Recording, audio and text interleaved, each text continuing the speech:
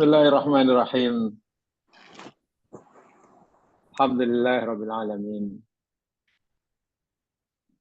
Wa bihi nasta'in ala umurid dunya waddin. Salatu wassalamu ala asyrafil anbiya wal mursalin. Nabiyina Rasulina Muhammad wa ala alihi wa ashabihi wa atba'ihi ila yaumiddin. Raditu billahi rabba wa bil islami dina wa bi Muhammadin nabiyya wa rasulah. Rabbi shrah li sadri wa yassir li amri wahlul 'uqdatam min lisani yafqahu qawli. Amin. Dengan melafazkan Bismillahirrahmanirrahim dan mengikhlaskan niat kita masing-masing, serta membuka hati seluas-luas dan selapang-lapangnya, kita akan teruskan kajian kita akan firman Allah surah Fatir ayat 32. Semoga Allah Subhanahu wa taala memberikan kita kemudahan memahaminya dan beramal dengannya. Amin ya rabbal alamin.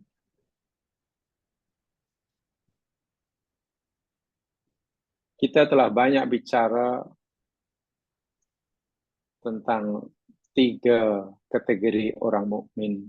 Bagian yang pertama, khasnya. Sekadar untuk mengingatkan bahwa manusia di dunia ini dibagi oleh Allah menjadi 3. Mukmin, kafir, dan munafik. Oke. Mukmin, kafir, dan munafik.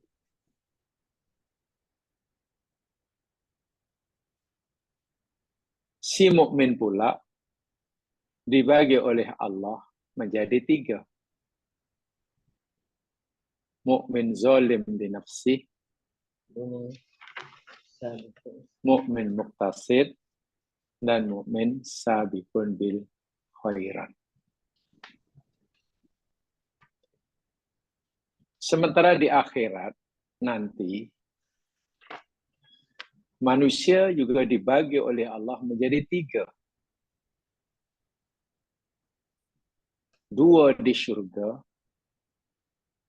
yang 1 kumpulan di neraka.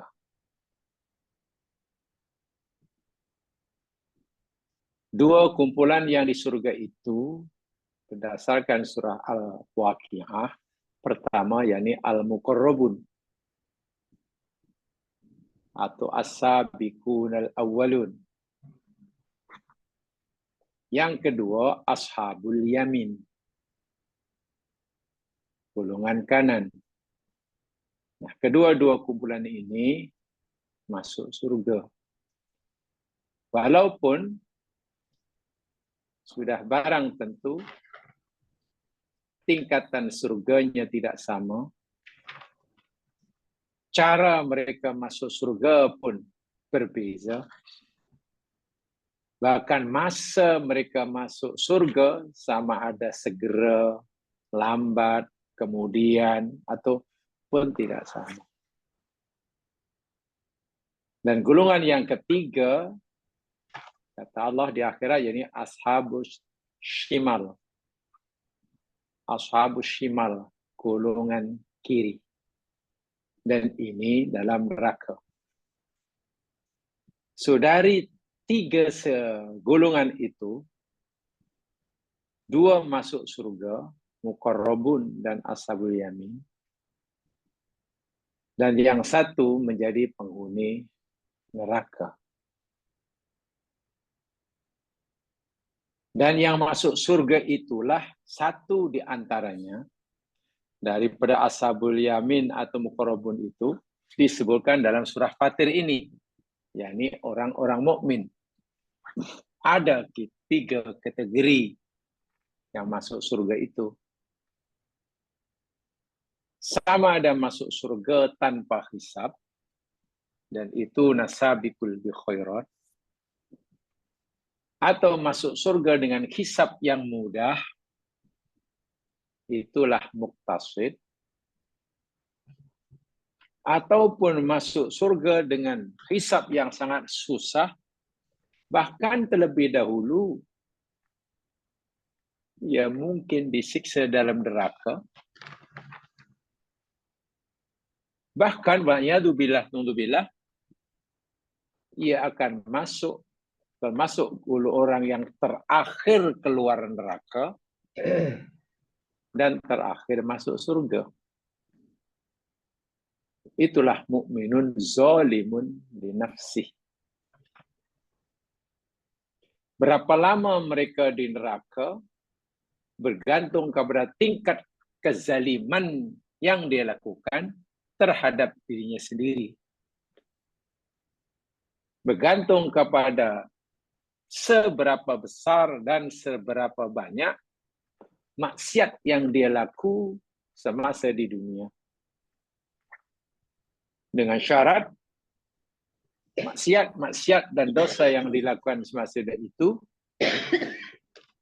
bukanlah jenis maksiat yang boleh membatalkan syahadah mereka. Sungguh pun begitu, walaupun dia mungkin orang terakhir keluar neraka dan terakhir masuk surga, dia tetap saja layak dipanggil sebagai kekasih Allah.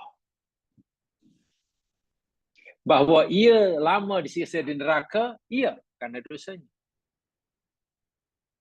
Tetapi kerana dia mukmin dan akidah tauhidnya tidak terbatal, yang akhirnya ia masuk surga dengan rahmat Allah, dengan kasih sayang Allah, maka orang-orang ini, walaupun termasuk zalimun nafsi, layak dipanggil kekasih Allah. Walaupun tentulah tingkat mahabbah dan kasih sayang Allah kepada orang ini taklah sama dengan mahabbah Allah kepada mukmin yang muqtasid, dan lebih-lebih lagi kepada mukmin yang sabiqun bil khairat. Itu kesimpulan umum supaya kita paham benar apa maksud ayat ini. Jamaah sekalian, berikut saya ingin berikan tambahan penjelasan berdasarkan pendapat ulama. Siapa yang dimaksud mukmin zalimun li nafsi, mukmin muqtasid, dan mukmin sabiqun bil khairat. Jemaah perlu rekodkan saja. Pendapat yang pertama berkata bahawa yang dimaksudkan mukmin zalimul nafsi itu yakni huwa ar-rajihus sayyi'at. Orang mukmin yang maksiatnya, yang keburukannya mengatasi kebaikannya. Dia ada kebaikan, dia ada keburukan, tapi amal buruknya, dosanya jauh lebih besar, jauh lebih banyak daripada amal solehnya. Ini mukmin zalim di nafsi. Ada ulama pendapat begitu. Sementara muqtasid alladzi tasawat sayyi'atuhu wa hasanatuhu. Mukmin yang muktasid yakni mukmin yang sama sahaja kadar jumlah kebaikan dan keburukannya. Bahasa awam, jika sekiranya ditimbang kuantiti dan kualiti keburukannya sama dengan kuantiti dan kualiti kebaikannya. Sama. Itu pendapat pertama, ada yang kata itu. Nah, itu cerita lain nanti bagaimana hisabnya kalau kita ikut pendapat ini. Sementara sabiqun bil khairat, mukmin sabiqun bil khairat, alladzi tarajjahat hasanatuhu ala sayyiatihi. Orang mukmin yang kebaikannya dari segi kuantiti dan kualiti jauh melebihi mengatasi keburukannya. Boleh dikatakan keburukannya menjadi tidak ada karena tertutup, terhapus sama sekali oleh kerana banyaknya kebaikan amal soleh yang dilakukan. Itu pendapat pertama. Ada pendapat kedua, ini saya kutip daripada tafsir yang maskan ya, juga seperti itu. Ada pendapat kedua mengatakan yang dimaksudkan mukmin zalim li nafsi itu huwa alladhi zahiruhu khairun min batinihi. Allahu akbar. Mukmin yang zalim tadinya itu yakni orang mukmin yang perbuatan zahirnya, yang penampilan zahiriahnya lebih baik daripada apa yang dalam hatinya. Sikapnya sopan santun, amalnya luar biasa baik, tindakannya terpuji, memang baiklah. Tapi sebenarnya hatinya sangat busuk. Hatinya busuk. Dia dipuji oleh orang karena kedermawanannya, barangkali. Tapi sebenarnya hatinya sangat busuk. Karena ia beramal untuk dapat pujian orang. Ini maksud zalim li nafsi. Penampilan luaran, amalan yang dizahirkannya lebih cantik. Lebih baik daripada apa yang dalam hatinya. Na'iyadzubillah. Ya, dari segi amalan ini namanya amal nifak. Dari segi amalan itu yakni amal nifak.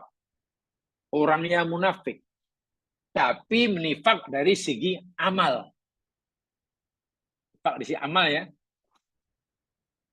Dan itu tidak membatalkan syahadah. Walaupun ia dosa besar. Riya, contohnya, itu nifak dari segi amalan. Riya. Amal luarnya cantik, tapi tengok apa niat dia beramal. Buruk. Itu nifak amali. Dosa besar, tetapi tidak membatalkan syahadahnya. Berbeza dengan nifak i'tiqadi. Nifak i'tiqadi. Sifat munafik dari segi i'tiqad. Daripada tauhid, keimanan. Itulah nifak besar, batal syahadahnya. Itu orang yang beramal, melakukan amalan yang cantik dari segi luaran, tapi hatinya buruk, contohnya riya, dia tetap dianggap si orang mukmin yang punya syahadah, tetapi mukmin yang zalim. Sehingga Allah tidak lagi menilai amal baiknya di mata manusia sebagai kebaikan. Orang ini mungkin puas dengan pujian orang. Mungkin seronok dengan sanjungan masyarakat. Tapi tidak ada catatan amal baik. Tidak ditulis dengan tinta emas oleh malaikat. Di dalam buku catatannya. Kosong. Itu zalim. Tapi dia mukmin. Mukmin karena imannya tidak terbatal. Sementara muktasid, pendapat yang kedua, muktasid, man tusawi zahiruhu batinuhu. Orang yang amal zahirnya, penampilan luarannya, apa yang dizahirkan di hadapan manusia, sama cantik dengan apa yang ada. Namun Netanyahu dan rejimnya masih berdetil, malah partai administrasi lain meminta itu ada kuliah lain. Ada kuliah lain. Saya ulangi.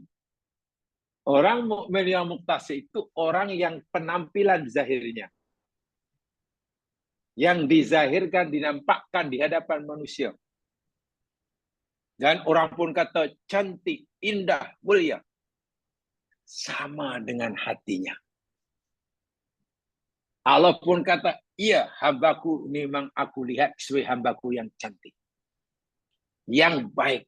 Sebagaimana kamu. Orang puji orang ini baik. Allah pun akui orang ini baik.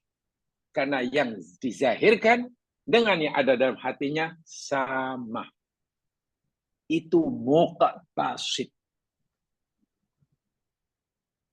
Orang lain beri gelaran dia seorang yang rajin beribadah.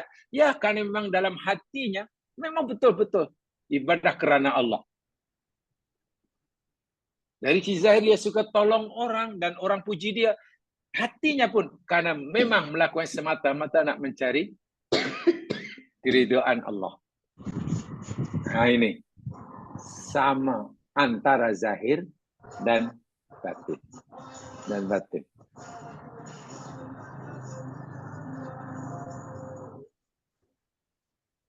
Dapat pengiktirafan daripada manusia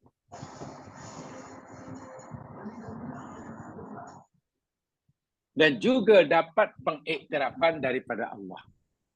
Kalau minta maaf, manusia mungkin hanya mengakui kebaikan orang berdasarkan yang zahir. Sementara Allah menerima kebaikan hambanya berdasarkan apa yang ada di dalam hati. Bila yang dizahirkan di hati itu sama, itulah muqtasid. Bertuah sungguh ini orang. Lalu yang sabiqun itu yang mana? Mukminun sabiqun bil khairat yang mana? Yakni man batinuhu khairun min zahirihi. Allahu akbar.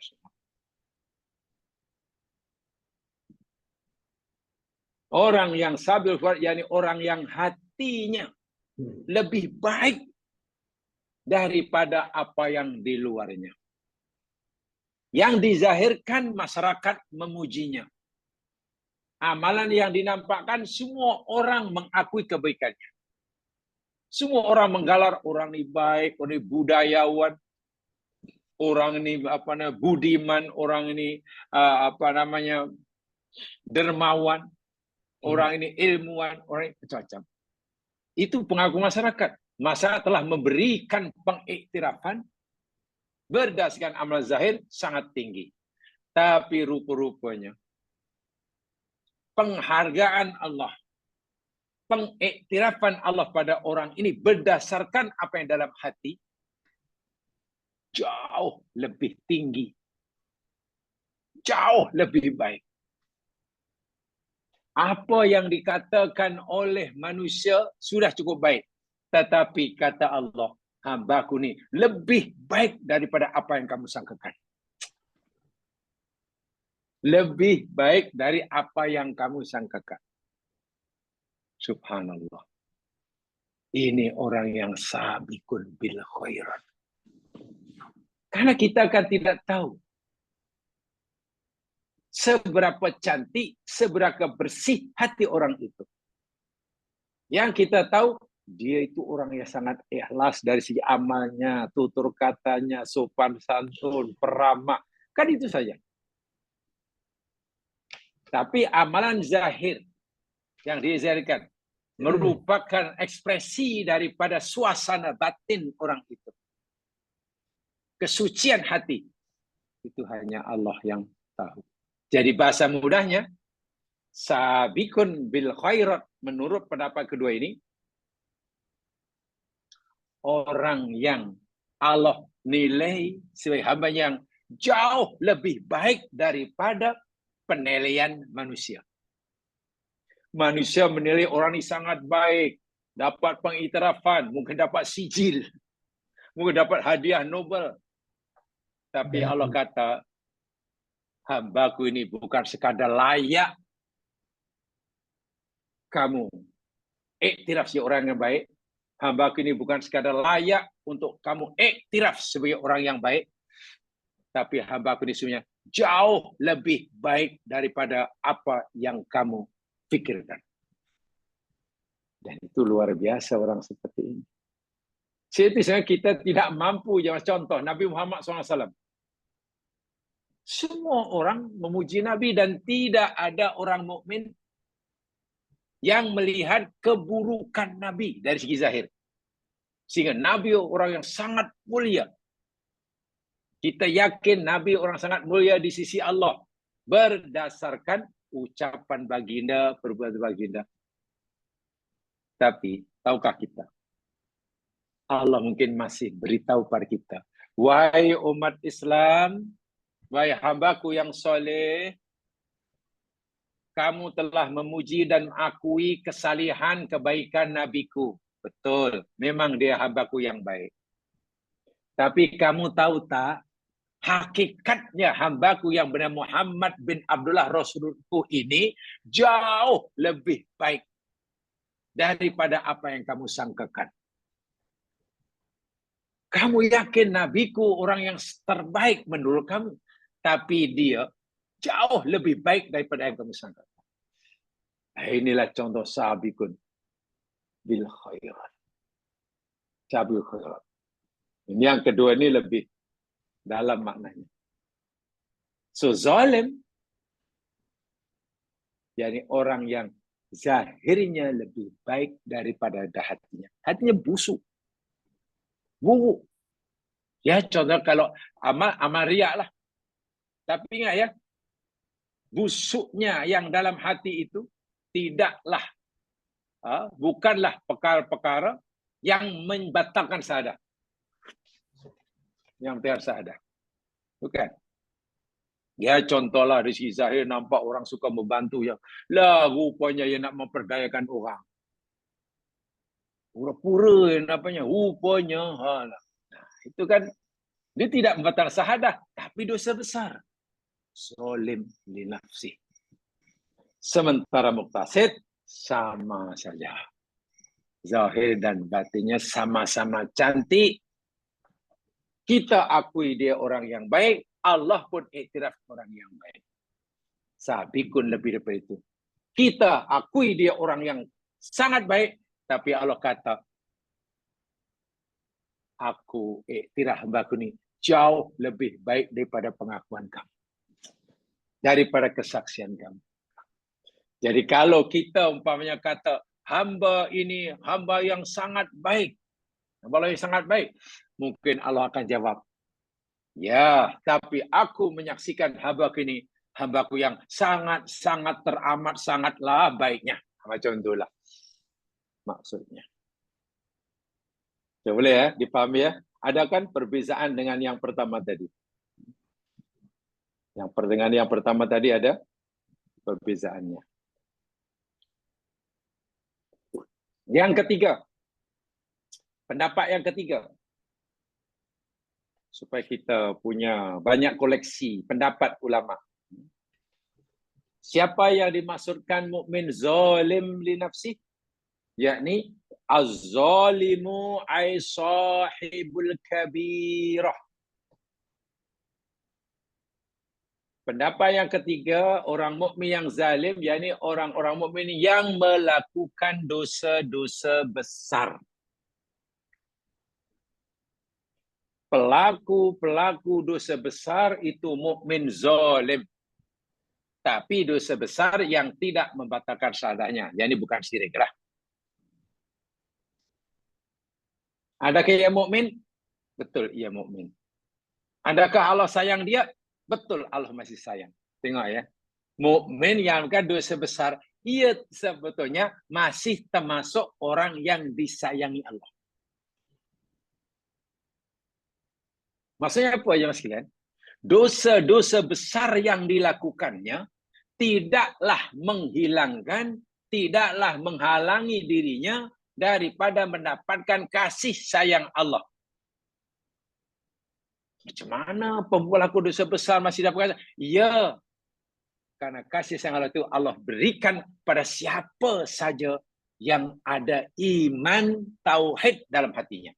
Itulah yang membolehkan ia dapat rahmat Allah itu karena tauhidnya. Sehingga sebesar manapun dosa yang dilakukan, tak mampu menghalang kasih sayang Allah pada orang ini. Walaupun tentulah kadar, tingkatan, kuantiti dan kualitas kasih sayang Allah itu tentulah berbeza. Boleh banyak, boleh besar, boleh kecil, dan sebagainya. Sementara muktasid adalah sahibus shaghirah. Mukmin yang muktasid, yakni orang mukmin yang melakukan dosa-dosa kecil. Mukmin melakukan dosa besar, zalimun li nafsi. Mukmin melakukan dosa kecil, mukmin muktasid. Sementara yang sabiqun bil khairat, dan ini kata pendapat ketiga ya, yakni mukmin yang maksum. Maksum dalam arti kata dia tidak melakukan dosa besar dan dia tidak melakukan dosa kecil. Adakah dia makna maksum dalam kata tak pernah buat dosa besar atau tak pernah buat dosa kecil? Bukan begitu. Ia sentiasa bersih daripada dosa besar dan daripada dosa kecil. Sentiasa bersih. Artinya, walaupun jika sekiranya ia terlanjur melakukan kesalahan,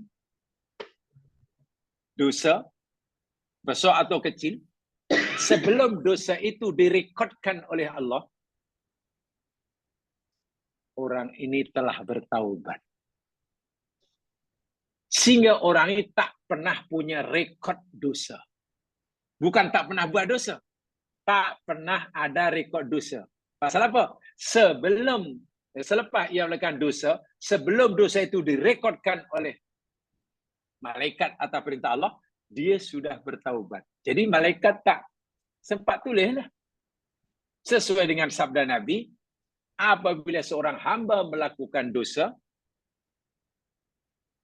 Allah suruh malaikat menahan diri, memberi ruang, yakni saatan. Saat boleh jadi artikan 1 minit, saat boleh 1 jam. Yang pasti saat, yakni ada gap masa lah. Saat tidak harus kita artikan 1 saat atau 1 jam. Ada gap masa. Bila dah jangka masa, masa yang diberikan itu, sebelum malaikat tulis itu, dia mohon ampun, maka dosanya diampun dan tidak jadi ditulis. Bila dalam masa yang Allah berikan itu, saatan tadi, ia tidak bertaubat dan masanya telah berlalu, baru ditulis sebagai satu kesalahan. Jadi yang ketiga ini, maknanya sabiqun bil khairat, maksum bukan bermakna tak pernah melakukan dosa, Bukan begitu, karena tidak ada manusia yang begitu. Tapi maksum di sini maksudnya orang yang sentiasa bersih daripada rekod dosa. Karena walaupun ia terlanjur melakukan dosa, sebelum ditulis, ia sudah bertaubat. Itu sabikun bil khairat. Mana ayatnya? Saya tunjukkan. Coba jamaah lihat surah Ali Imran.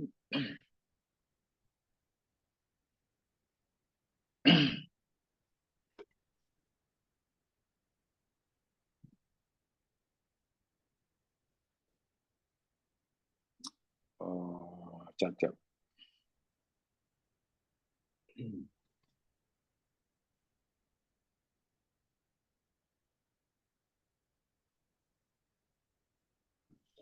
Di dalam surah Ali Imran, ayat yang ke-135.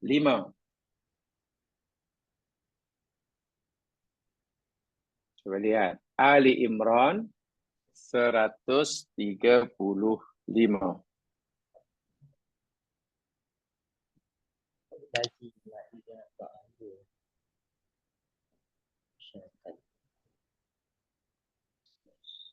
Sebagai makluman bahwa ayat ini sebenarnya bermula daripada 133.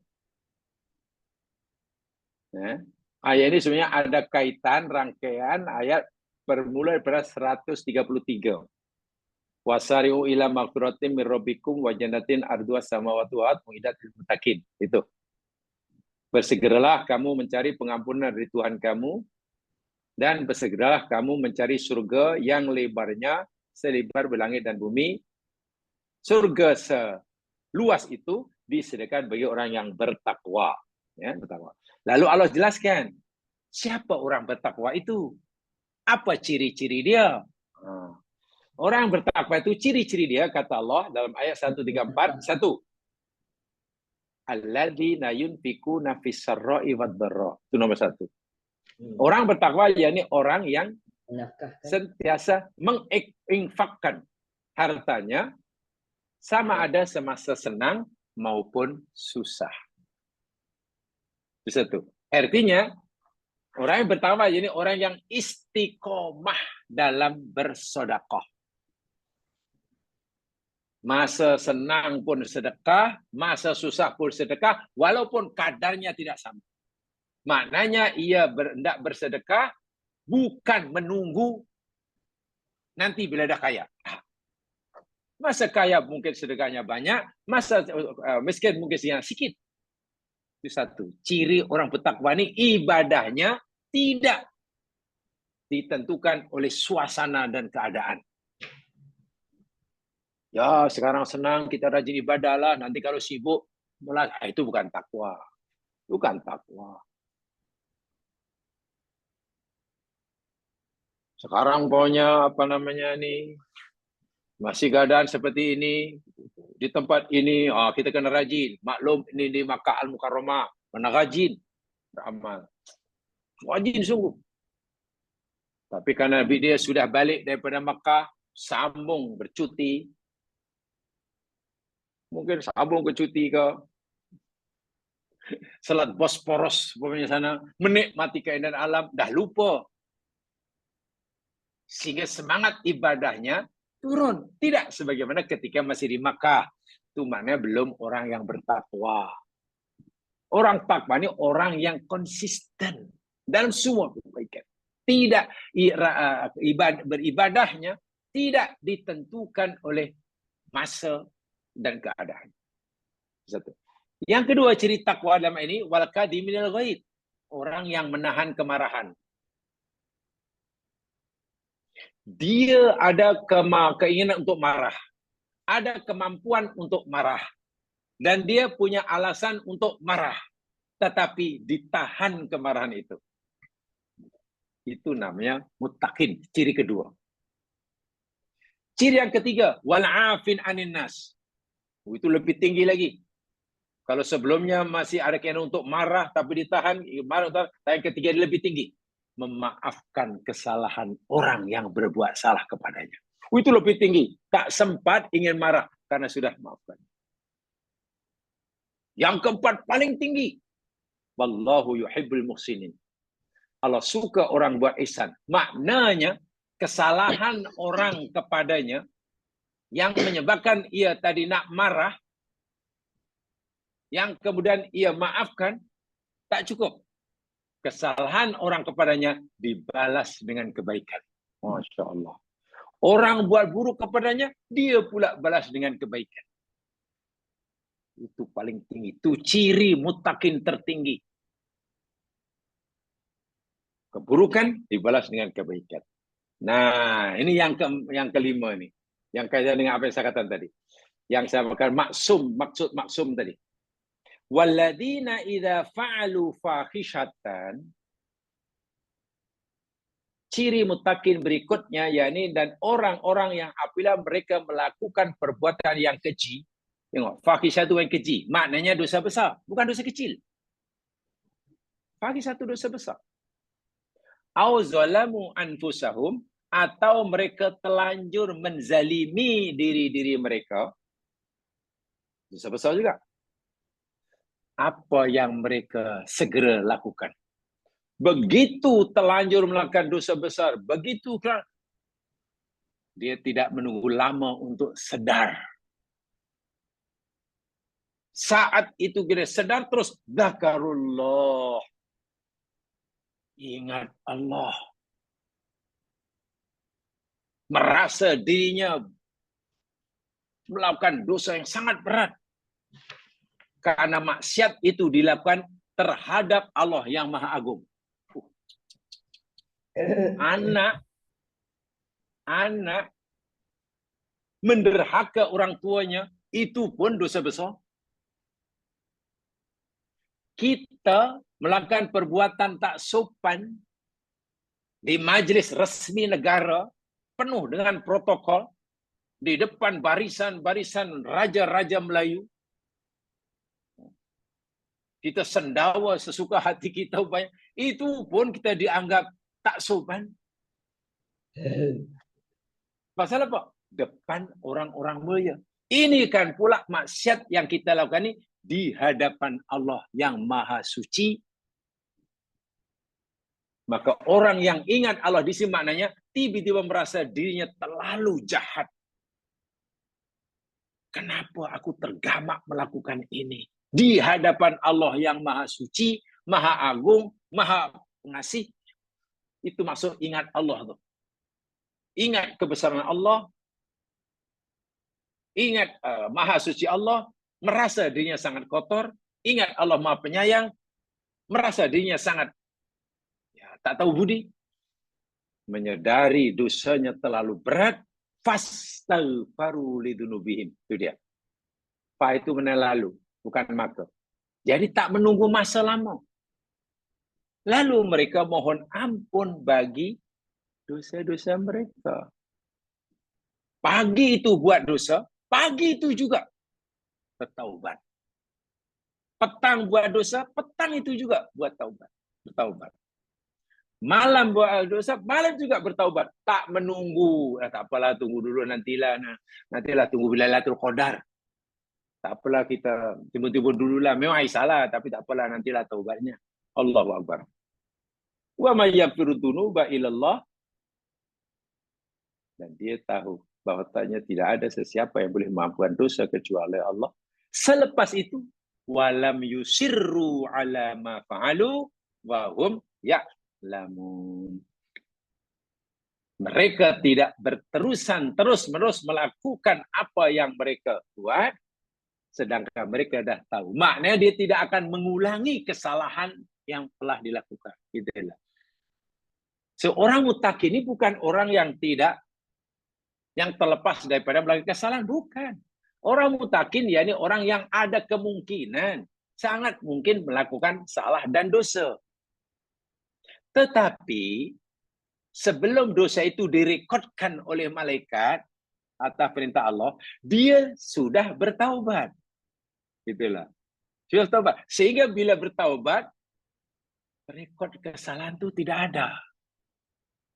Bukan itu saja, dia sentiasa ingat benda yang dilakukan itu benar salah dan tidak akan mengulangi selepasnya.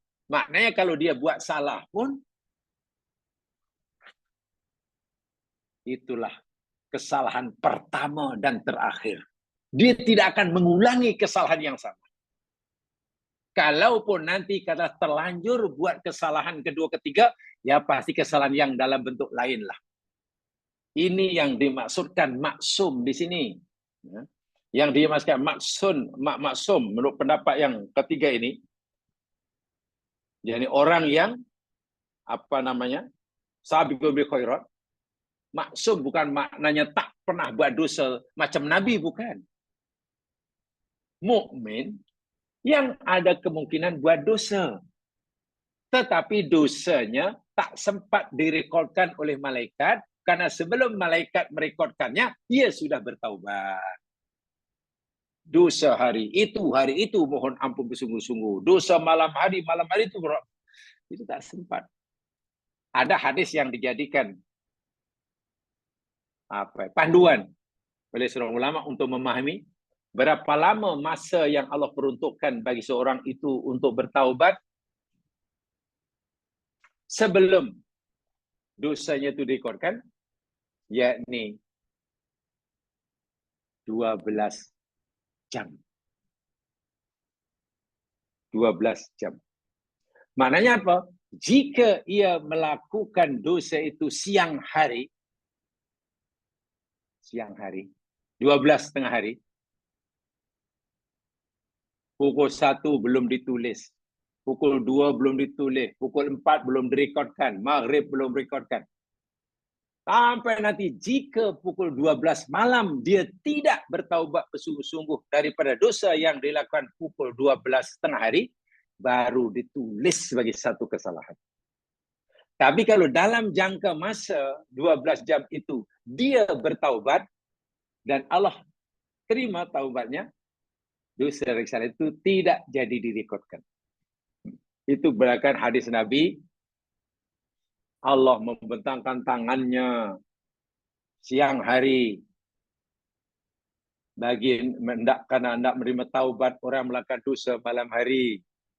Allah mengulurkan kedua tangannya malam hari karena hendak menerima taubat hambanya berusaha siang hari. Hadis itulah dijadikan alasan untuk memahami tempoh masa yang Allah berikan pada orang berdosa untuk bertaubat sebelum direkodkan 12 jam. Buat dosa siang hari, batas maksimum masa yang diberikan yakni tengah malam. Itu fahaman ya, bukan Nabi yang bercakap, tapi fahaman terhadap hadis Nabi ada yang menyimpulkan seperti itu. Dan orang yang masih sabiqun bi khairat.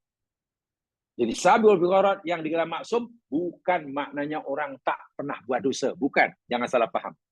Kalau maksum tak pernah buat dosa itu hanya Nabi. Tapi orang yang sentiasa rekodnya bersih daripada dosa. Karena kalaupun ia terlanjur buat dosa, belum sempat malaikat merekodkannya, dia sudah bertaubat.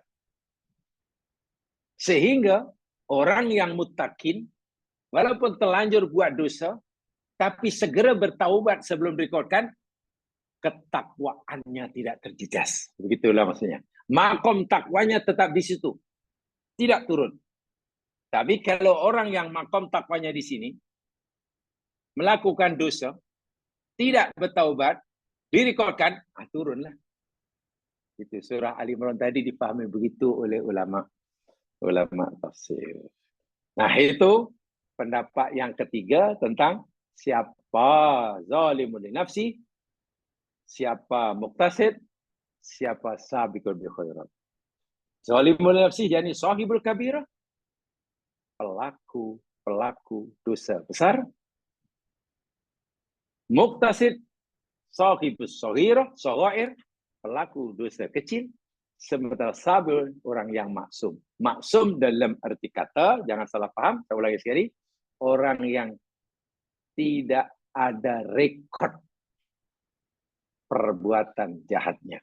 Dia buat jahat tapi tak pernah direkodkan malaikat karena sudah terlebih dahulu bertaubat. Baik. Baik, daripada 3 pendapat ini, jemaah sekalian, 3 pendapat ulama berkaitan tentang 3 golongan manusia ini. Sebelum saya teruskan, mungkin ada yang ingin bertanya, saya persilakan. Bebas-bebas saja. Okey, relax saja. Silakan. Bebas. Siapa yang mau bertanya, silakan. Sambil saya minum dulu.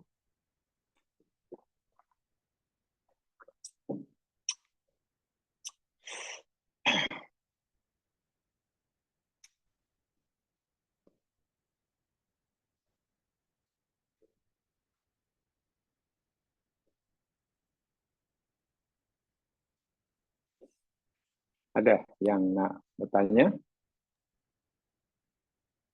Ustaz, macam mana kalau dosa itu dilakukan dah lama baru sedar, baru bertaubat? Bagaimana kedudukannya? Di dalam ulasan atau pendapat yang diberikan oleh Ibnul Qayyim Al-Jauziyah, beliau ada mengatakan begini tentang bab taubat ini.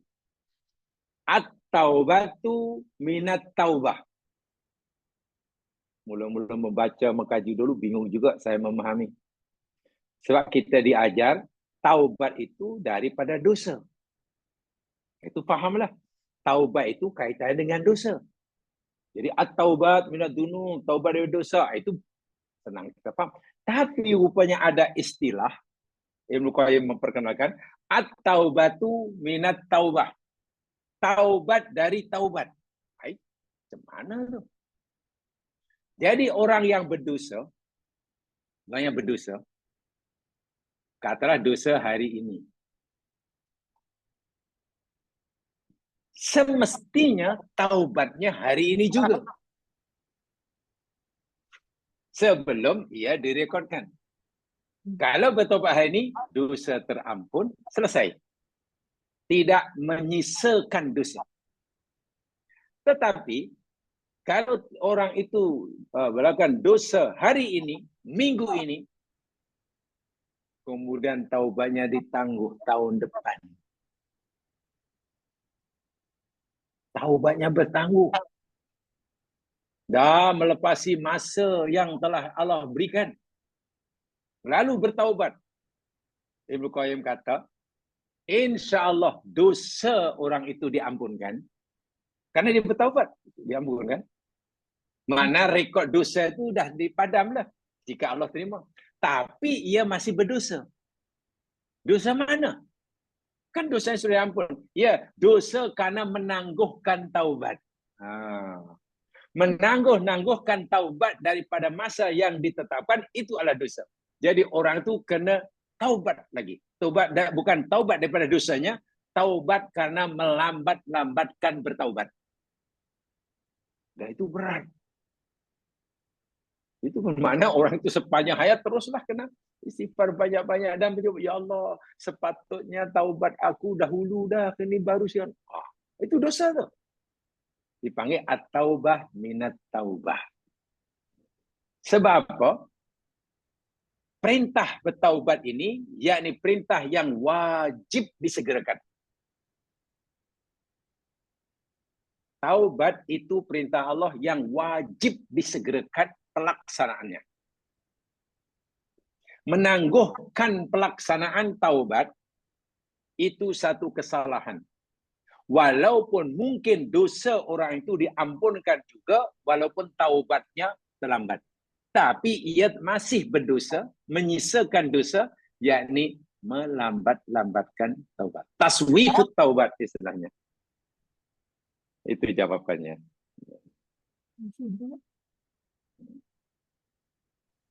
Okey. Assalamualaikum, Ustaz. Nah, itu boleh? Yang itu tadi boleh? Boleh, Ustaz. Okay. Kan kalau misalnya dia kata jahil, dia tak mendengarkan keterangan macam ni. Lama dia pengajian, bila dia faham bertaubat itu kena lakukan. Dan ya. Dan saya yakin kita semua pasti masih menyisakan. Kalaupun kita telah bertaubat daripada dosa yang kita lakukan, saya yakin, termasuk diri saya, masih menyisakan dosa itu.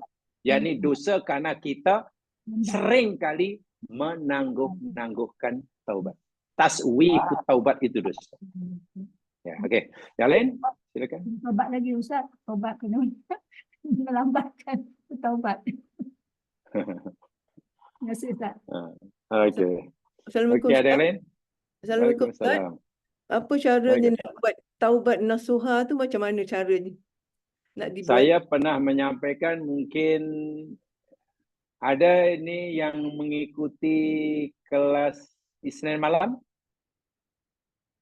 Ada?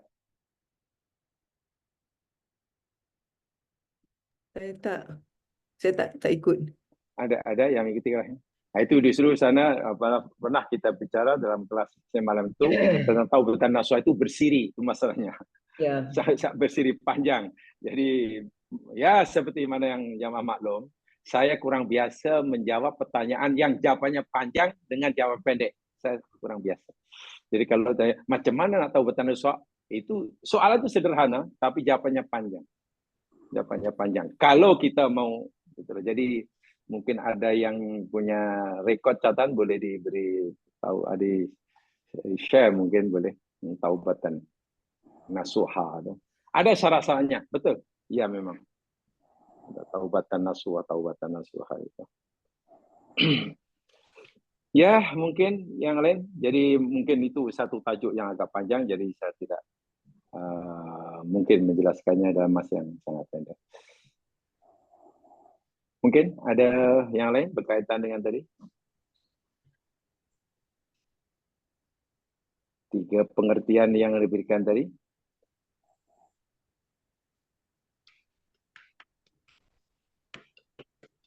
Assalamualaikum Ustaz. Waalaikumsalam warahmatullahi. Pengertian taubat nasuha kan? Ya, Dia itu hari Isnin tu sudah, saya ingat tu. Sudah. dia ada beberapa syaratnya. Wow, pengertian pun ada, syaratnya pun ada. Apa itu? Apa yang Datin rekodkan?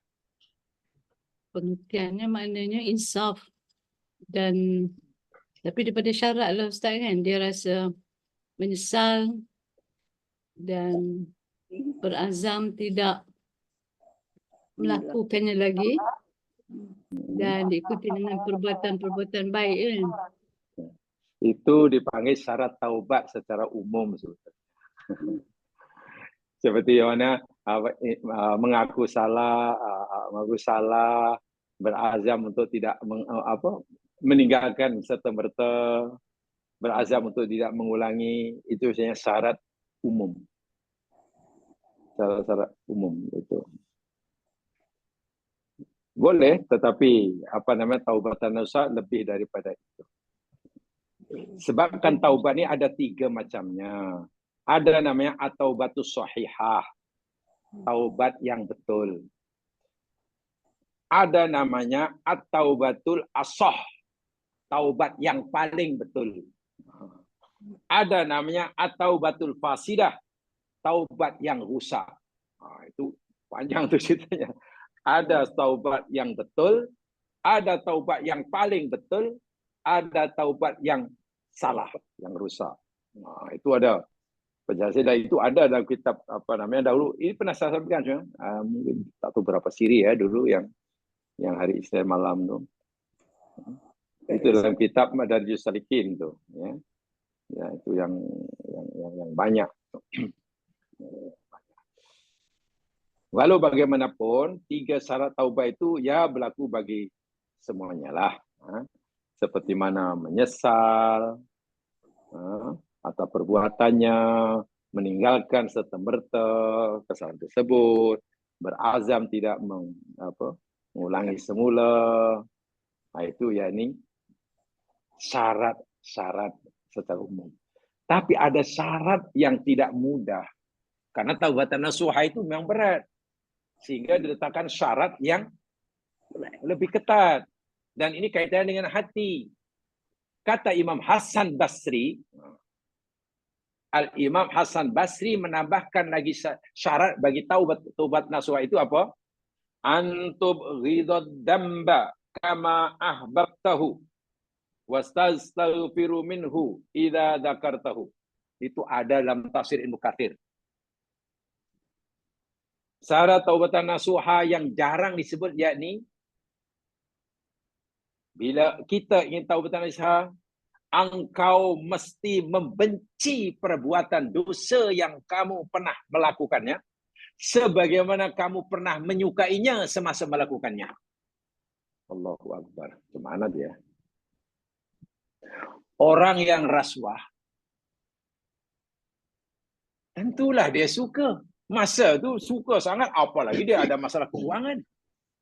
Mungkin berjalan rasuah terus sujud syukur. Mungkin. Mungkin. Memanglah syaratnya mesti berhenti, tak mengulangi, menyesal. Menyesal itu kan susah ya, itu kan yang hati. Tapi coba, orang yang taubat dari rasuah, dia mesti membenci rasuah, dan benci itu kaitan dengan hati. Sebagaimana ia pernah mencintai, menyukai rasuah semasa buat. Subhanallah. Dahulu orang ini peminum arak. Masa berpesta arak tentulah gembira. Gembira, boy, macam berada di surga. Masa minum. Setelah sedar, akhirnya tahu itu dosa, bertaubat, ditinggalkan minum itu, tak akan mengulangi. Okey. Tapi ini saran yang berat nih. Tahu kalau ini nasuha. Dia mesti belajar untuk membenci arak sebagaimana dahulu pernah menyukainya. Dulu hatinya suka, sekarang suka itu kena dicabut keluar, tukar jadi benci.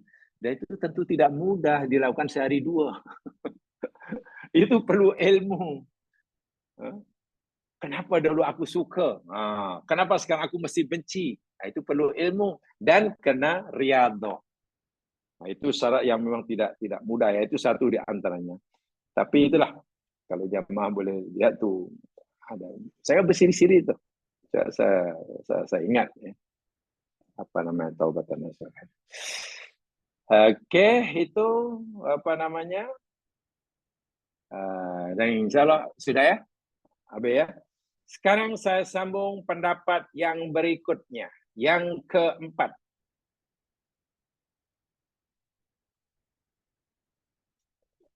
Pendapat yang keempat, ya mas sekalian. Ini pendapat yang keempat ini, yakni orang yang apa ya? Dikaitkannya dengan ilmu. Dikaitkan dengan ilmu agama. Pendapat keempat ini dikaitkannya dengan ilmu agama. Apa maksudnya? Mukmin yang zalim ialah mukmin yang al-jahil lidini. Orang mukmin yang jahil, yang tidak ada ilmu, pengetahuan tentang agamanya. Halal haram tak tahu, surga neraka tak reti, dosa ke pahala tak ke mana. Ini jalan lurus ke jalan bengkok tak tahu. Jahil agama. Sehingga hidupnya walaupun dia pernah membaca syahadah, dia yakin Allah itu satu-satunya Tuhan yang berhak disembah, tapi hidupnya yakni ikut apa yang dimaukan oleh nafsunya. Dia suka buatlah, dia tak suka tak nak buat. Jadi yang membimbing perjalanan hidupnya hawa nafsunya. Ini orang yang zalim di nafsi. Tapi sebenarnya orang mukmin ya, dan imannya tidak terbatal ya. Jahil. Allahu Akbar. Jadi kata awak muslim, tapi macam mana awak takkan macam tak tahu. Itu perintah, takkan awak tak tahu. Tak tahu. Takkan awak tak tahu. Itu larangan. Tak tahulah. Mana tahu awak itu larangan. Sehingga larangan dilanggarnya karena tak tahu. Perintah ditinggalkan karena tak tahu. Bahasa Arabnya jahil. Ini zalim. Mukmin muqtasid. Ini macam kita. Orang mukmin muqtasid, yakni orang mukmin al-muta'allimu di dini. Orang yang mau belajar tentang agamanya. Ini kita semua nih. Saya, jamaah sekalian, yang masih ada keinginan yang tak luntur, tak surut dimanapun, bila-bila manapun, sentiasa memperuntukkan masa dan ruang untuk memahami agama, memahami firman Allah. Orang yang sentiasa punya keinginan untuk menambah ilmu agama berdasarkan Quran hadis, itu orang yang muqtasid. Hebat nih. Nanti hisabnya mudah. Kalau ikut yang pendapat yang baru itu. Hisabnya mudah. Saya itu bertuahlah. Syukurlah kita semua jamaah sekalian yang masih terus punya keinginan untuk belajar. Syukurlah kita yang kita tak punya alasan untuk belajar. So, ada kan kadang untuk belajar banyak alasan. Oh, alasannya gini. Dia coba nak mewajarkan pilihannya untuk tidak belajar. Dan itu bahaya sekali. Minta maaf kalau saya boleh bercakap yang terus terang, tapi agak pedas. Orang-orang yang biasanya pandai mencari alasan, tiba-tiba otaknya pandai mencari dan menemukan alasan untuk tidak melakukan perkara yang baik atau untuk melanggar perbuatan yang tak baik, minta maaf, itu sebetulnya talbisul iblis. Bahasa kasarnya, itu sebenarnya orang tadi sudah diajar oleh iblis. Iblis sebenarnya sedang mengajar, jadi cikgunya saat itu. Kita tak perasan. Katalah Allah perintahkan saya untuk buat sesuatu. Tiba-tiba saya punya banyak alasan untuk tidak buat. Yalah satu benar, tapi kan saya tapi tahu tak? Saya telah sedang menjadi murid bagi iblis saat itu. Ada larangan. Allah beritahukan pada saya. Dan larangan itu mesti saya tinggal. Tapi saya coba mencari alasan untuk tidak meninggalkannya. Yalah satu orang, tapi kan tahu tak, saya kalau saya macam ni dengan tuntutan ini, dengan mereka ini, jadi saya masih okey lah. Lagi pula mana boleh tiba-tiba, mesti ya take time lah umpamanya. Tahu tak, kalau tiba-tiba saya punya IQ yang cerdas, menemukan banyak alasan untuk mewajarkan diri saya tidak buat apa yang Allah suruh, tidak tinggal apa yang Allah tegah, saat itu saya sedang menjadi murid setia iblis. Itu dalam kitab Talbisul Iblis. Mengerikan sungguh. Sangat mengerikan. Sebab itu hati-hati ya. Hati-hati kalau tiba-tiba kita merasa punya banyak alasan untuk ini. Untuk buat baik, banyak alasan. Inilah tapi. Wah, hati-hati. Kalau jamaah mungkin ingin dapat keyakinan penuh, tolong kaji kitab Talbisul Iblis. Insya Allah akan jumpa itu. Talbisul Iblis. Oh, itu mengerikan sungguh. Itu orang yang sesat lah. Sehingga ya sampai bila-bila lah tak mau. Yang pertama tu teruk lah, memang tak nak belajar. Jahil. Yang kedua ini orang yang belajar. Orang mu'tazil, orang yang mau belajar. Terus belajar, terus. Dia tidak punya alasan untuk tidak belajar. Begitulah. Karena terus. Ini muqtasid. Bertuah. Bersyukurlah kalau kita punya azam dan ada termasuk orang-orang yang seperti ini. Bersyukurlah. Di mana saja dengan cara belajar. Maksudnya, belajar agama, ilmu agama jemaah, sebenarnya tidak ada alasan yang saya boleh menghalangi kita. Alasan itu hanya rekaan kita, idea kita, karena bisikan iblis. Kalau ingin lebih tinggi, bukan hanya muqtasid, tapi sabiqun bil khairat, itu paling tinggi lah. Yang sabiqun bil khairat, yakni rupanya orang-orang yang al-alimu lidini. Orang yang alim, menguasai penuh selok-belok agamanya. Daripada alif hingga ya dikuasainya. Akidah difahaminya. Syariah difahaminya. Ihsan dikuasainya. Sehingga gerak-geriknya semua dikawal oleh tiga ini. Dikawal oleh Islamnya. Perbuatan zahirnya dikawal oleh Islamnya. Keyakinannya, pikirannya, persepsinya tentang Allah dikawal oleh imannya. Akidah yang dikuasai. Kesucian hatinya, akhlaknya kepada sama manusia, pada Allah dikawal oleh ilmunya tentang ihsan. Ini orang yang sabiqun bil khairat.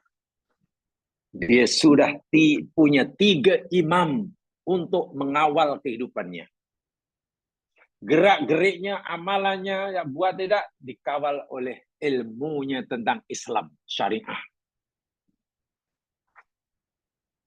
Fikirannya tentang Allah, jika Allah bagi nikmat, jika Allah bagi musibah, jika Allah bagi ridha, bila doa tak dikabulkan, kata Allah. Bila ia merasa dah buat apa yang Allah suruh, tapi Allah timpakan musibah, macam mana fikirannya, persepsinya tentang Allah ni macam mana? Adakah sentiasa meyakini Allah Maha-Adil? Dan dia sentiasa merasakan keadilan Allah. Dia tak mau punya persepsi yang salah tentang Allah. Dia sudah ada pengawalnya. Ilmu yang ia kuasai, yakni ilmu tentang iman akidah. Bagaimana sikapnya pada Allah, akhlaknya kepada Allah, sopan santunnya kepada Allah. Sudah mampukah ia merasa dirinya kecil di hadapan Allah yang Maha Besar? Sudah mampukah ia merasa dirinya hina di hadapan Allah yang Maha Mulia? Sudah mampukah ia merasa dirinya lemah selemah-lemahnya di hadapan Allah yang Maha Perkasa? Mampu melakukannya karena dia menguasai ilmu tentang ihsan. Inilah orang yang alim li ilmi. Tingkatannya berada pada tingkatan yang tertinggi. Sabiqun bil khairat. Masya Allah. Ini pendapat yang keempat ya. Pendapat keempat kan boleh kelima. Lupa tadi. Kelima ya. Kelima. Empat. Keempat ya. Oh iyalah. Bukan keempat. Tinggi itu jamaah sekalian. Tapi alhamdulillah paling tidak tolong disyukuri dan nanti kita naik tingkatkan. Jangan undur ke belakang. Kita sudah berada pada golongan muktasid. Karena kita jenis orang yang rajin belajar, istiqomah menuntut ilmu, istiqomah membaca, mengkaji firman Allah, hadis Nabi. Kita sentiasa punya waktu untuk itu. Kalau ini kita pelihara, kita jaga, kita pertahankan. Tinggal naik selangkah lagi. Karena bila sudah lama belajar, pasti kita menguasai berbagai bidang ilmu. Sehingga gerak-gerik kita dipandu oleh ilmu. Bab amal zahir dipandu oleh ilmu syariah. Yakinan kita pada Allah, makrifat kita pada Allah, dipandu oleh ilmu akidah. Sikap hati kita kepada Allah, akhlak kita, dipandu oleh ilmu ihsan, ilmu akhlak, ilmu qalbun salim. Itu kejayaan yang luar biasa. Siapapun kita, sebagai orang berjaya, mau di dunia orang miskin ke, orang kaya ke, orang kampung ke, orang bandar ke, pegawai kecil ke, rendah ke, atau CEO syarikat multinasional yang hebat ke, asal ia mencapai cita ini, semuanya berjaya. Tetapi setinggi manapun kejayaan dunia kita, setinggi mana pencapaian karier kita, dia ada. Tapi bila kita tak dapat 3 atau paling tidak 2, kita redha dan sabar, seronok dengan yang pertama, jahil lidini, tidak faham, tidak tahu agama tapi malu belajar. Itu kacau juga. Dahlah jahil tapi malu belajar. Itu kacau betul. Wa'iyadzubillah. Dolimun li nafsi. Ia terpaksa bersusah payah menemui Allah di akhirat. Tersekat-sekat, tersendat-sendat langkahnya. Bahkan mungkin tertahan begitu lama di neraka. Sebelum akhirnya ia dimasukkan dalam surganya. Jadi, wa'iyadzubillah. Tumanawibillah. Itu yang keempat. Yang kelima. Pendapat yang kelima. Ini mudah dipahami, tapi mudah diingat, tapi kena pelajari surah Al-Waqi'ah.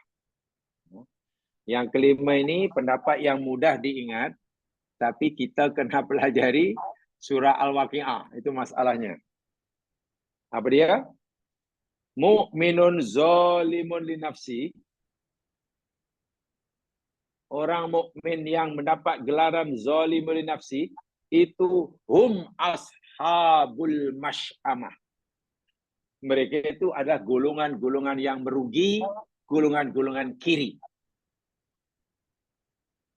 Itu dalam surah Al-Waqi'ah. Ini pendapat ya. Jamaah boleh setuju, boleh tidak, boleh terima, boleh tidak. Karena sudah menjadi kebiasaan, saya berusaha untuk menyampaikan. Saya selalu kata, dalam satu-satu masalah, penafsiran ke apa ke, ayat yang diriwayatkan sama. Ayatnya sama. Tapi bila ayat itu ditafsirkan oleh banyak orang dan berbeza-beza, 3 ke 4 ke apa, 5 ke, saya coba menyampaikan ke semua penafsiran itu. Sehingga kita boleh buat perbandingan. Boleh jadi semuanya betul. Boleh jadi ada yang paling betul, yang lain kurang betul. Itu terjadi. Jadi jangan kita mempelajari ayat, yang ayat itu banyak pemahaman, ada 5 dan 4, tapi kita hanya pahami 1 saja. Yang 4 kita tinggalkan. Lalu kita yakin yang 1 itu paling benar. Macam mana tahu yang 1 itu yang paling benar, yang 4 lainnya kita tak tahu. Ini bahaya belajar itu. Afatul muta'allim itu di situ. Akhirnya hanya walaupun dia hanya tahu 1 pendapat tentang satu masalah, yang masa itu banyak pendapat, dia merasa paling benar. Macam mana dia merasa paling benar? Dia hanya tahu 1. Saya selalu buat analogi yang mudah. Dia beli durian. Pasar. Masa pergi itu durian tinggal sebiji. Lalu dibelinya. Kata penjualnya, "Cik, beli ini tinggal 1, Cik. Ini durian baik ni." Lalu dia beli. Saya beli, dia kata, "Wah, inilah durian. Hari ini saya beli durian yang terbaik sekali. Paling baik." Dia cakap itu. Kawannya tanya, "Pak mana awak beli?" Kat itu pasar depan tadi. Banyak ke? Dia tak ada. Waktu tinggal 1 je. Coba jawapan tu logik ke tak logik? Dia beli durian, tinggal 1. Dia kata ini yang terbaik. Dari segi cara berfikir mantik, itu cara berfikir yang sangat gagal lah. Kita akan mendapatkan durian terbaik yang kita beli jika kita banyak pilihan waktu itu. Pilih ini, banding-bandingkan. InsyaAllah peluang untuk dapat yang terbaik itu besar. Tapi kalau tinggal 1, macam mana kita boleh berani mendakwa ini yang terbaik? Itu contoh cara berfikir yang tak betul. Mantiknya hancur. Ilmu mantiknya hancur seperti itu. Dan kadang-kadang, ini bahaya kalau dalam masalah agama ya. Ada satu masalah, satu ayat atau hadis. Ulama memahaminya agar ada 3. Berbeza.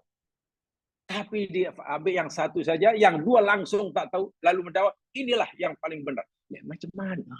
Bagi tahu tiga-tiganya. Apalagi kita mempelajari banyak itu, tak semuanya kita mesti menerimanya. Bukan. Buku yang kita baca tak semestinya kita meyakini dan mengamalkannya. Tidak. Tapi kalau bukan untuk kita amalkan, kenapa kita baca kitabnya? Sebagai perbandingan. Dan itu Quran yang suruh. Fayattabi'una ahsanahu. Kemudian mereka memilih yang terbaik. Kita hanya mampu memilih yang terbaik jika ada banyak pilihan. Baik, baik, baik, ambil yang terbaik. Tapi kalau satu, macam mana kita kata yang terbaik? Paham ya? Memang tidak mudah ya, muta'alim ni. Kena belajar semuanya. Zalim ashabul mas'amah. Muqtasid ashabul maimanah. Dan sabiqunal masabiqun bil khairat, jadi sabiqunal muqarrabun. Jadi ini dikaitkan dengan tiga golongan manusia yang Allah bagi di akhirat kelak berdasarkan surah Al-Waqiah. Adakah pemanis seperti ini boleh terima atau tidak? Nah, ini perlu kita kajian lebih. Kita kena kajilah surah Al-Waqiah itu. Tapi dari sepintas lalu nampaknya pendapat yang kelima ini kurang tepat. Kalaulah zalimun li nafsi itu diartikan sebagai ashabul mas'amah, kurang tepat.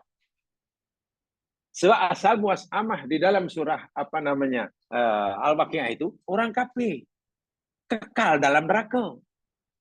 Sedangkan zalimun li nafsi dalam surah Fatih itu orang mukmin yang kalaupun dia masuk neraka, dia tidak kekal. Nah, di situ dah silap dah. Di situ dah salah.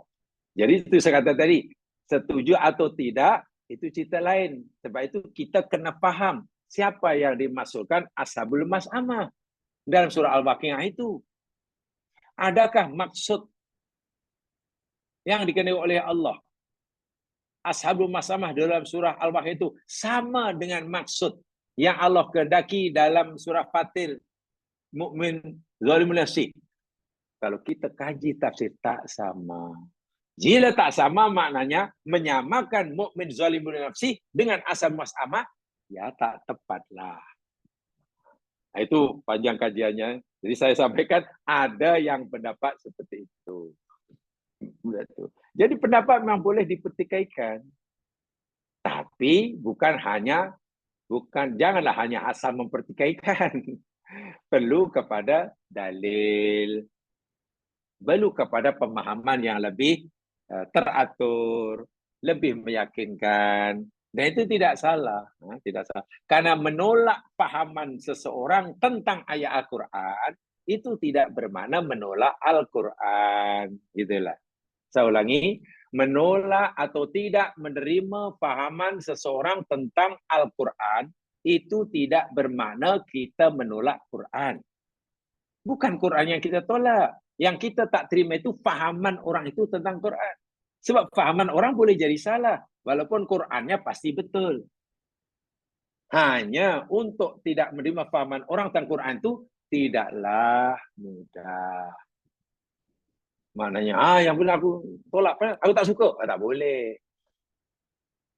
Kena berdasarkan ilmu.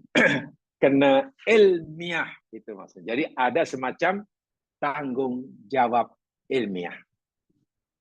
Ya, ada tanggungjawab ilmiah. Kalau tidak, ya susahlah nanti. Ya. Dan untuk kita dapat segitu, ya maknanya belajar. Belajar itu penting. Saya tekan kali, belajar itu sangat-sangat penting. Sangat penting. Dan saya yakin, yang sekalian memang ada peruntukan untuk itu, sentiasa untuk itu, apapun caranya, apatah lagi, belajar itu kata orang Arab, utlubul ilma minal mahdi ilal lahdi. Carilah ilmu, bermula daripada buayan, hingga ke liang lahat. Wow. Jadi maknanya tak ada masalah.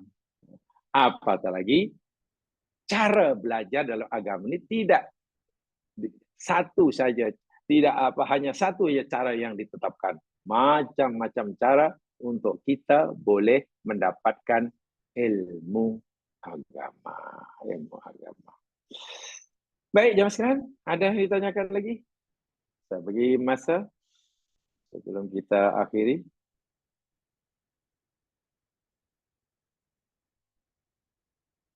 Atau saya tambah lagi satu, jamaah sekalian. Pendapat yang berikutnya, zalimun li nafsi, orang mukmin yang zalim, yakni orang al-musirru 'alal maksiat. Ini pendapat yang ke-6. Zalimun li nafsi, yakni orang mukmin yang berterusan melakukan maksiat. Oh, siap, maksiat. Tak mau berhenti. Mukmin tapi ya Allah ya Tuhan. Koleksi maksiat. Dia mukmin tapi maksiat kolektor. Maksiat kolektor. Adapun muktasid, mukmin muktasid yakni an-nadim wa taib. Orang mukmin walaupun maksiat tapi bertaubat. Selalu bertaubat, selalu bertaubat, selalu bertaubat. Walaupun sering lambat taubatnya. Adapun sabiqun bil khairat yakni mukmin yang al-maqbul at-taubat. Orang mukmin yang diterima taubatnya. Allah Akbar. Orang mukmin yang dah diterima taubatnya itu termasuk as-sabiqu bil khairat. Orang mukmin yang masih dalam proses taubat itu mukmin muqtasid. Orang mukmin yang tak tergerak hati untuk taubat tapi terus melakukan maksiat itu zalimun li nafsi. Zalimun li nafsi. Betul. Dan yang terakhir mungkin yang saya sampaikan, ini kaitannya dengan Al-Quran. Mukmin yang zalim itu yakni alladzina akhadhal Quran walam ya'mal bihi. Orang mukmin yang menerima Al-Quran, yang baca Al-Quran tapi tidak beramal dengannya, itu zalim. Anda mukmin? Ya. Anda baca Quran? Ya. Anda faham? Tak. Macam mana Anda tak faham amalan? Tak tahu dah. Amal aku pun aku tak pasti sama ada menurut Quran atau tidak. Ini zalim. Atau tahu apa yang Quran mau maksudkan, tapi dia buat berbeza dengan yang Quran kata. Zalim. Sementara muqtasid, orang mukmin yang baca Quran, paham Quran dan beramal dengan Al-Quran. Itu muqtasid. Wasabiqun. Ini lebih dahsyat. Orang mukmin yang sabiqul khairat yakni alladzi akhadahu wa amilahu wa binna wa bayana lin-nasi wal amali bihi wa amilu bihi biqauli fa kamil muka. Orang mukmin yang belajar Al-Quran, paham Al-Quran dan mengamalkan Al-Quran serta mengajarkan Al-Quran dengan kepada orang lain dan mereka beramal dengan Al-Quran. Dia paham Quran, dia belajar Quran, dia soleh. Soleh. Orang soleh. Kepahamannya tentang Al-Quran, amal Al-Quran lalu disebarluaskan dia orang lain pun mengikuti jejak langkahnya. Namanya musleh. Dia bukannya soleh, tapi juga musleh. Dia bukan hanya baik dirinya sendiri, tapi juga berusaha menjadi orang yang mampu memperbaiki orang lain. Itu sabiqun bil khairat. Itu bila dikait dengan Quran lah. Sebab itu, kita yang alhamdulillah sudah tahu sedikit sebanyak beberapa ayat Quran yang telah kita pelajari, mari kita beramal dengannya, dan bila sudah tolong sebarluaskan ilmu itu. Tolong sebarluaskan. Biar kita tidak hanya menjadi orang yang soleh, tapi juga menjadi orang yang musleh. Dahulu masa kursus dakwah, masa menuntut dahulu ada satu koko dia. Jadi bukan pergi berenang. Saya ingat masa sekolah itu koko dia bukan diajar pergi berenang. Ya, mungkin pihak sekolah fikir berenang tak mustahak bagi kami. yang duduk di daratan, jauh dari lautan. Jadi untuk apa berenang? Kalau hanya untuk menunjukkan yang kita tahu berenang. Jadi dipikir mungkin sekolah tak perlu. Berenang tidak perlu, karena memang pasti kurang diperlukan. Akhirnya apa koko dia? Khusus dakwah. Saya masih ingat itu. Pihak sekolah, 1 tahun, setiap 1 tahun 4 kali, ya 4 kali lah. Wajib ikuti kursus dakwah. Kursus dakwah. Salah satu penceramah kursus dakwah ini, yang pula waktu itu, khasnya di Indonesia itu memang misionaris Kristen ini sangat kuat sekali berdakwah. Lalu ke penceramah ini, Ustaz ini membuat perbandingan menurut kajian dia. Orang Islam ini orang yang agama Islam ini agama yang paling baik, pasti benar, pasti benar. Tapi kenapalah perkembangan agama Islam atau kefahaman orang Muslim tentang Islam ini lambat? Lagi, kenapa perkembangan, pertambahan kefahaman orang Muslim terhadap Islam ini lambat? Sedangkan Islam itu benar dan majoriti kata orang Muslim. Sementara pertambahan orang Islam baru pun juga lambat sangat. Berbeza dengan orang Kristen waktu itulah. Kristen ini agama minoriti. Kenapa pertambahan jumlah orang Kristen yang agama Kristen ini lebih banyak peratusnya daripada yang masuk Islam? Walau agama Kristen itu salah. Cari, kaji, punya kaji, di semua rupanya satu dan kesimpulannya dakwah. Orang Islam minta maaf, kebanyakannya malas menyampaikan kebenaran Islam. Dia merasa sudah cukup bila dia tahu kebenaran dan diamal, tapi menyampaikan. Orang Kristen wajib sungguh. Orang bandar, orang Kristen bandar yang istiqomah dengan agama Kristennya yang kaya, dia cuti, dia bukan pergi ke luar negeri walaupun mampu. Ya, masih itu. Budak-budak bandar, anak orang kaya beragama Kristen, bila cuti, dia tidak pergi melancong ke luar negeri walaupun mampu. Kemana melancongnya? Pergi ke pedalaman-pedalaman, pegunungan. Yang kita maklum di sana menjadi orang Islam. Minta izin duduk dengan mereka, dibantu rumah tangga mereka, dibetulkan rumahnya, ya sekali dua mungkinlah orang kampung tak berpengaruh. Tapi karena dilakukan secara rutin, ya dahlah ekonomi orang-orang Islam di pedalaman itu rendah dan lemah. Tiba-tiba ada orang sanggup menolong tanpa minta apa balasan, dibantu dan ditunjukkan agamanya. Akhirnya subhanallah dalam beberapa tahun ramai orang Islam yang Islam itu murtad dan masuk Kristen. Mungkin bagi orang Islam dengan senang, dengan mudah katakan itulah orang Islam yang lemah iman. Mungkin itu kita. Itu karena umum Islam lemah pasal itu. Boleh kita kata begitu. Tapi pertanyaan kalau dibalik, mereka orang Muslim lemah itu pasal apa? Dan mereka terpengaruh dengan penyakit itu pasal apa? Bukan itu karena kelemahan kita tidak mau berdakwah seperti mereka. Satu di antara kelemahan orang Islam hingga hari ini cukup berat menyampaikan kebenaran Islam kepada. Cukup berat. Dan ini sebenarnya ya kekurangan yang ketara lah. Walaupun kita hafal surah Wal Asri ya. Wal Asri innal insana lafi khusr illa alladziina amanu. Sudah. Amal sholihat sudah. Kita iman sudah. Beramal saleh sudah. Tapi kan baru 2, masih ada lagi. Wa tawassaw bil haq. Tawassaw itu keluar. Iman amal soleh itu ke dalam. Tawassaw itu wazan musyarakah itu keluar. Mendakwakan kebenaran, mendakwakan. Nah itu belum. Dan umat Islam boleh katakan lemah. Kuranglah dibanding Kristen.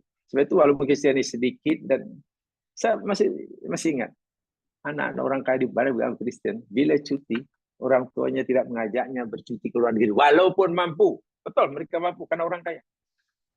Tapi dilibatkan dalam itu.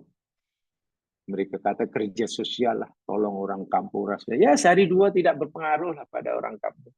Tapi bila ada selalu buat itu. Rupanya mendakwahkan. Dan bila mereka masuk Kristen pula, kita marah. Kita salahkan orang Kristen. Kita condemn yang Muslim lemah iman. Tanpa kita muhasabah diri. Jangan-jangan mereka murtad itu sedikit banyak karena kesalahan kita. Boleh jadi.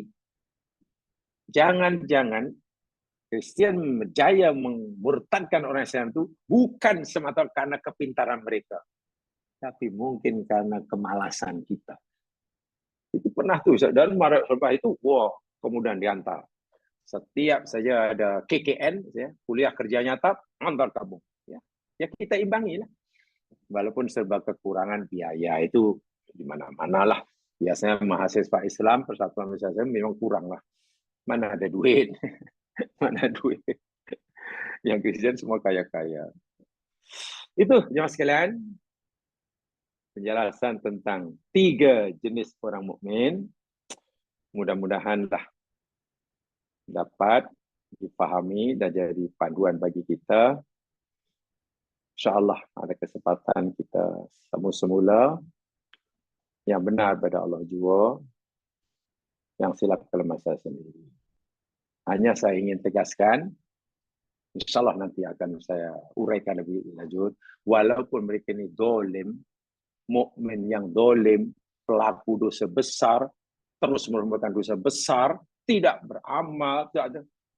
Tapi mereka ini tetap akhirnya masuk surga karena keimanan yang ada dalam hati mereka. Allah tetap agung. Caranya tidak batal imannya ya. Kalau batal mana juga bukan mukmin.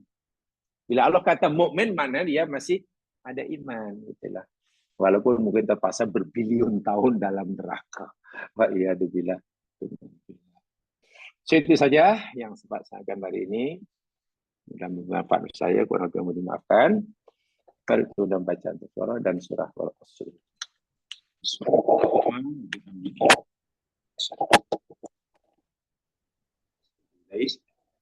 أعوذ بالله من الشيطان الرجيم والعصر إن الإنسان في خسر إلا الذين آمنوا وعملوا الصالحات وتواصوا بالحق وتواصوا بالصبر. السلام عليكم ورحمة الله وبركاته.